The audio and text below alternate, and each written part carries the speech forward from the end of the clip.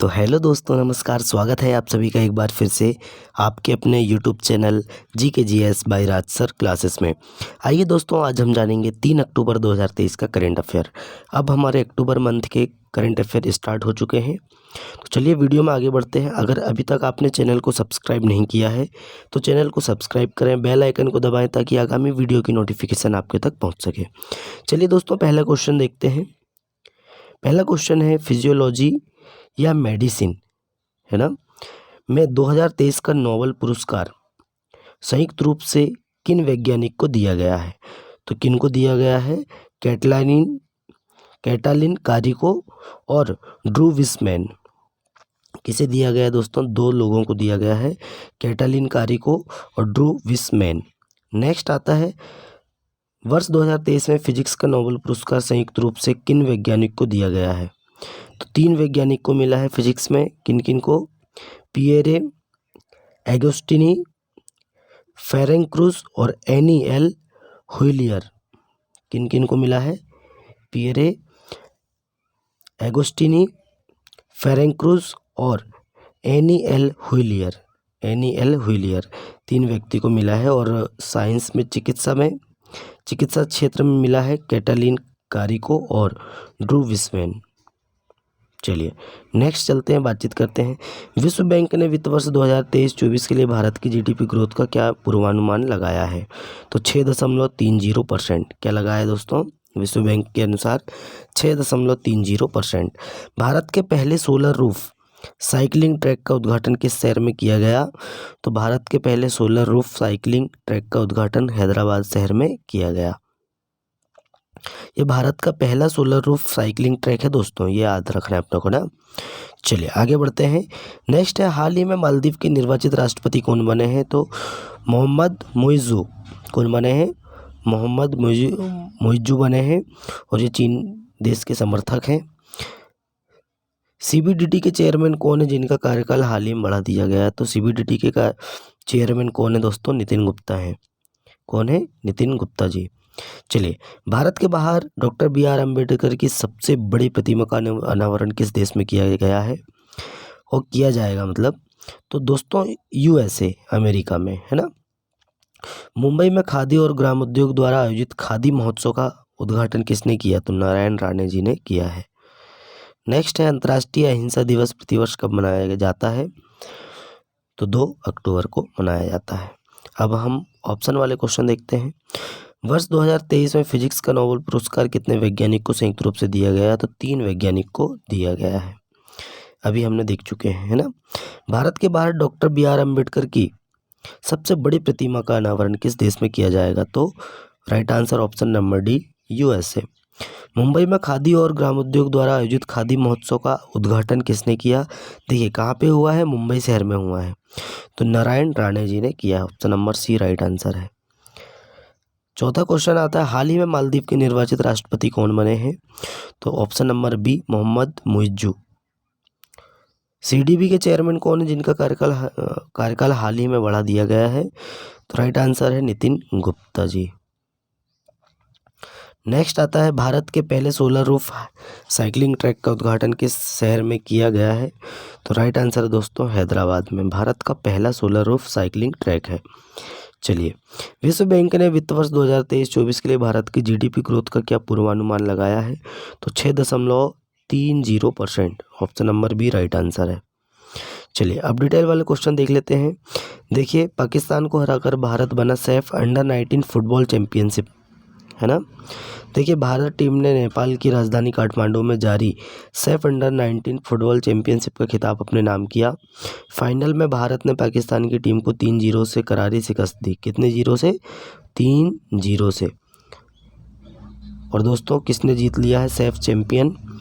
भारत ने जीता है, और यह 8वां टाइटल है जो भारत ने जीता है ना। युवा वर्ग में भारत का यह 8वां खिताब है। इससे पहले सेमीफाइनल में भारत ने मेज़बान नेपाल की टीम को हराकर फाइनल में एंट्री की थी। तो नेपाल को हराकर फाइनल में एंट्री की थी और पाकिस्तान को हराकर सैफ अंडर-19 चैंपियनशिप जीत ली है। चलिए 3 अक्टूबर बारे में देख लेते हैं। 3 अक्टूबर भारतीय नौसेना स्वावलंबन 2.0 का अनावरण किया भारतीय नौसेना ने, है ना। तो देखिए दोस्तों, भारतीय नौसेना का स्वदेशी करण रोड मैप को 4 और 5 अक्टूबर 2023 को आयोजित होने वाले वार्षिक स्वावलंबन सेमिनार के दूसरे संस्करण में जारी किया जाएगा। दोस्तों, इसमें विभिन्न महत्वपूर्ण प्रौद्योगिकियों और प्लेटफॉर्मों में आत्मनिर्भरता सुनिश्चित करने के लिए उसकी विशिष्ट पहलों की रूपरेखा तैयार की जाएगी। चलिए, नोबेल प्राइज के बारे में देख लेते हैं। भौतिकी में पियरे फेरेंक और एनी को मिला फिजिक्स का नोबेल पुरस्कार, है ना। तो हमने आपको बता चुके हैं, पियरे एगोस्टिनी फेरेंक्रोस और एनी एल व्हीलियर को पदार्थ में इलेक्ट्रॉन की गति विज्ञान का अध्ययन करने के लिए प्रकाश के ऑटोसेकेंड पल्स उत्पन्न करने के प्रयोग विधियों के लिए नोबेल पुरस्कार 2023 प्राप्त हुआ है ना। बस इतना ही आपको याद रखना है। चलिए देखते हैं, नेक्स्ट है निशानेबाज पृथ्वीराज टोंडाईमन केनान चेनाई जोरावर सिंह संधू ने पुरुषों की ट्रैप स्पर्धा में स्वर्ण पदक जीता है ना। देखिए दोस्तों, चीन के हांगझाऊ में 2023 एशियाई खेलों में रविवार को प्रतियोगिता के अंतिम दिन पदक की दौड़ जारी रखी और पृथ्वीराज टोंडाईमन, काइनान चेनाई और जोरावर सिंह संधू ने पुरुषों की ट्रैप स्पर्धा में स्वर्ण पदक जीतकर तालिका में एक और स्वर्ण पदक जोड़ा। भारतीय खेल तिकड़ी ने क्वालिफिकेशन में 361 अंक बनाए, जो खेलों का नया रिकॉर्ड है ना। चलिए आगे चलते हैं, बातचीत करते हैं। नेक्स्ट क्वेश्चन है, एशियन गेम्स 2023 अविनाश सामले, है ना, अविनाश साबले ने 3000 मीटर स्टीपल चेज में गोल्ड मेडल जीता है। देखिए, भारत के स्टार एथलीट अविनाश साबले ने एशियन गेम्स 2023 में गोल्ड मेडल जीतकर रचा इतिहास, है ना। तो अविनाश ने 3000 मीटर स्टीपल चेज फाइनल में पहला स्थान हासिल करते हुए गोल्ड मेडल अपने नाम किया है। एशियन गेम्स 2023 में एथलेटिक्स में भारत का ये पहला गोल्ड मेडल है ना। ये भी आपको याद रखना है। चलिए आगे बढ़ते हैं, नेक्स्ट चलते हैं, बातचीत करते हैं। ये आप रेल देख सकते हैं। इंडोनेशिया ने लॉन्च किया दक्षिण पूर्वी एशिया की पहली हाई स्पीड रेलवे हूस नाम है इसका। क्या नाम है दोस्तों? वहूस या व्यूस बोल सकते हैं, व्यूस।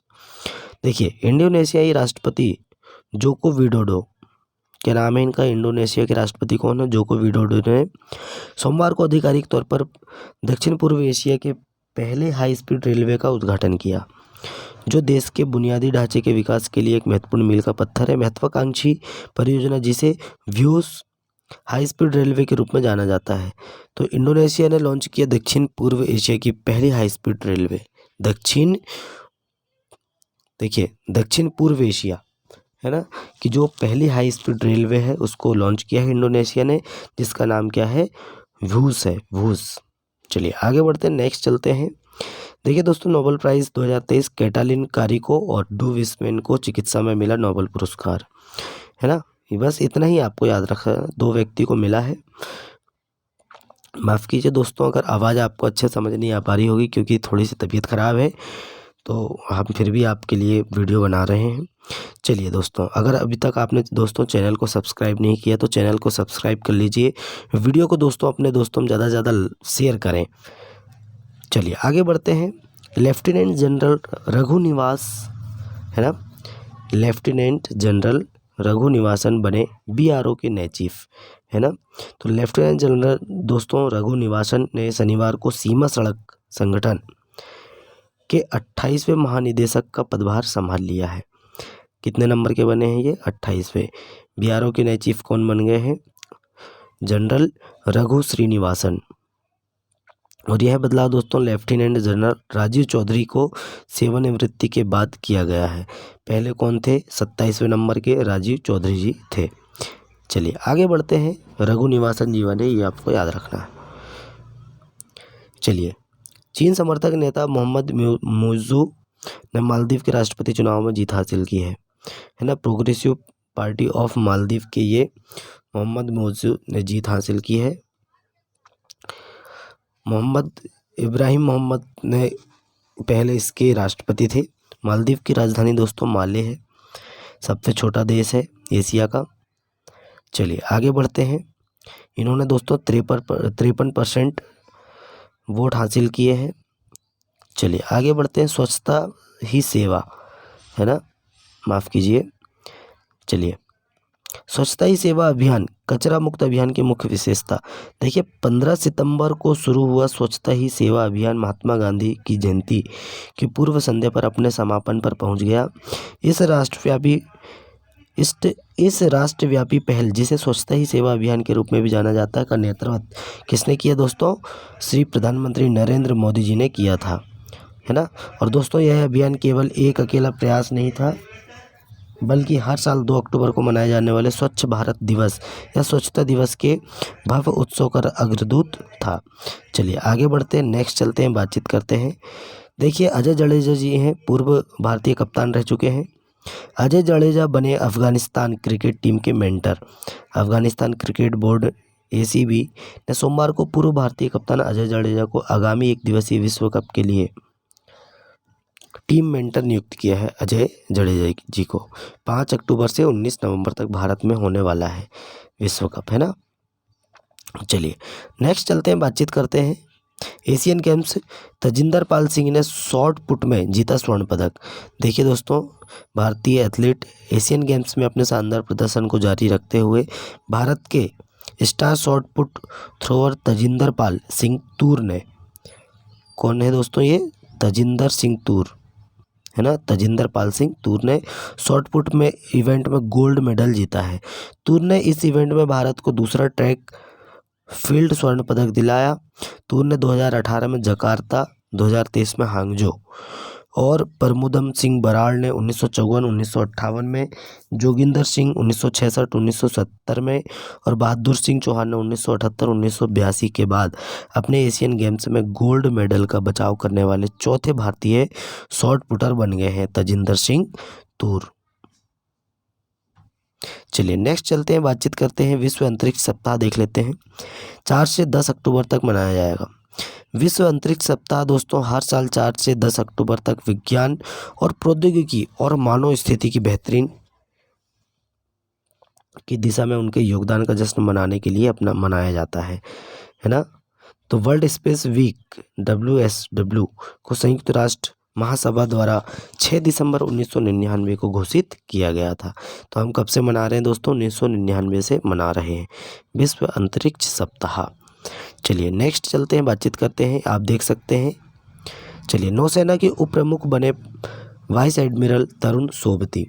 देखिए दोस्तों, तरुण सोबती जी को नौसेना का उप प्रमुख बनाया गया है ना। और दोस्तों 35 साल से अधिक की श्रेष्ठ सेना बल के साथ वाइस एडमिरल तरुण सोबती अपने नए कार्य क्षेत्र में अपनी विशेषज्ञता और अनुभव का भरपूर खजाना लेकर आए हैं, है ना। और दोस्तों तरुण सोबती जी को 1 जुलाई 1988 को भारतीय नौसेना में कमीशन किया गया था, जो ऐसी यात्रा शुरू करेगा जो उन्हें समुद्री क्षेत्र में एक प्रतिष्ठित नेता बनने के लिए देखेगा। चलिए नेक्स्ट चलते हैं। एक कदम स्वच्छता की ओर, स्वच्छ भारत मिशन। देखिए जम्मू कश्मीर ने दोस्तों 100% खुले में शौच मुक्त प्लस मॉडल का दर्जा हासिल किया है। किस राज्य ने दोस्तों, किस UT ने? तो जम्मू कश्मीर केंद्र शासित प्रदेश ने 100% खुले में शौच मुक्त प्लस मॉडल का दर्जा हासिल कर लिया है। देख लेते हैं कुछ तथ्य हैं। वर्तमान में स्वच्छता ही सेवा अभियान के दौरान हासिल एक और उल्लेखनीय उपलब्धि में केंद्र शासित प्रदेश जम्मू कश्मीर ने 20 जिलों के 285 ब्लॉकों में अपने सभी 6650 गाँवों को ODF प्लस मॉडल घोषित किया है। तो 6650 गाँवों में, ये आपको याद रखना है, 285 ब्लॉक है ना। बस इतना ही, ज़्यादा कुछ देखने का नहीं है। चलिए आगे बढ़ते हैं, नेक्स्ट देखते हैं। KVIC ने IIT दिल्ली में एक नए खादी इंडिया आउटलेट का किया उद्घाटन।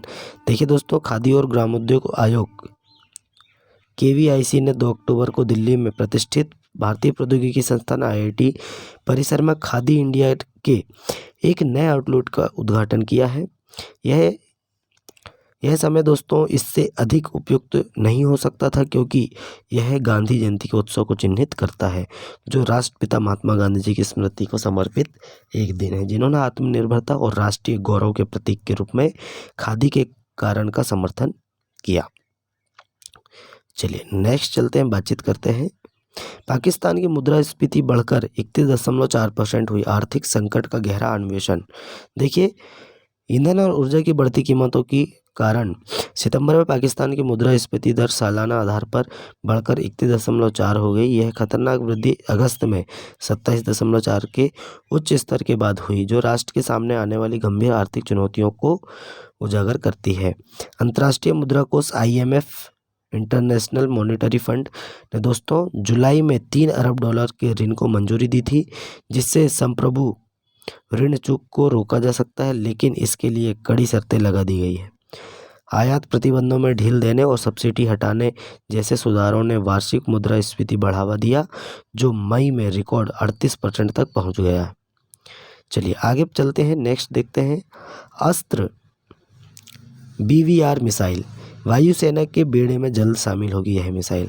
देखिए दोस्तों, भारतीय वायुसेना IAF इंडियन एयरफोर्स स्वदेशी एस्ट्रा या अस्त्र बोल सकते हैं हम, Astra beyond visual range BVR हवा से हवा में मार करने वाली मिसाइलों को शामिल करने के साथ अपनी वायु रक्षा क्षमताओं को बढ़ाने की दिशा में महत्वपूर्ण प्रगति रही है ना। और दोस्तों, भारतीय वायुसेना ने इन उन्नत मिसाइलों की भारत डायनेमिक्स लिमिटेड के साथ अनुबंध किया, जो आयात निर्भरता को कम करने और राष्ट्रीय सुरक्षा को मजबूत करने की दिशा में एक महत्वपूर्ण कदम है। तो यह मिसाइल दोस्तों हवा से हवा मार करने वाली है, ये आपको याद रखना है ना। और एस्ट्रा नाम है या अस्त्र हम बोल सकते हैं, अस्त्र BVR मिसाइल, हिंदी में अस्त्र ही बोलेंगे। चलिए आज का दोस्तों हमारा वीडियो करंट अफेयर का यहीं समाप्त होता है। वीडियो कैसा लगा कमेंट करके बताएं। अपने दोस्तों में वीडियो को ज़्यादा से ज़्यादा शेयर करें, लाइक करें और चैनल को सब्सक्राइब करें।